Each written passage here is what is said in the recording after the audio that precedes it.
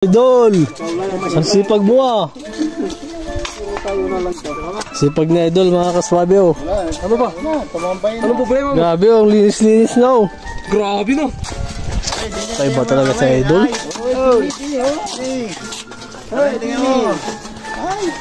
Uy mga kasama niya oh, sisipag sila oh. Ang ating Pinoy. Alright, rock and roll. Kat, yung pagkat to. Kat, duman. Nakita mo na? Idol. Tapos na eh? Ah, tapos na pala. Sige, damo ko lang. Ha? Magtrabaho lang ako, boss. No, trabaho ko lang. Para may sasahurin ka. Satangkat kasi masipag yan. Sige. Pwede na ma-harvest idol no? Ano na? Numbawa. Kahit bukas na. Okay. Kulang-kula na eh. Pwede na yung pansidling. Marami to.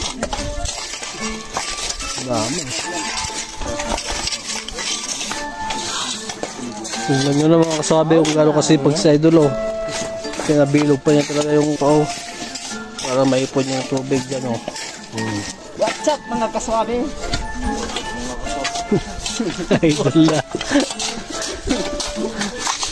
Pambato ng Mindanao po yan. Yan oh. Para malaki ang beef kaya kita. Kaya lang.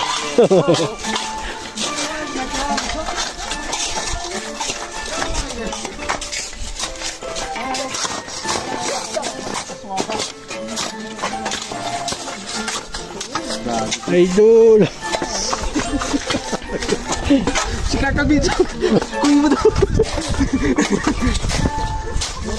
Kaswabe. Ipalo nilang si Kaswabe kasi iba talaga si Kaswabe.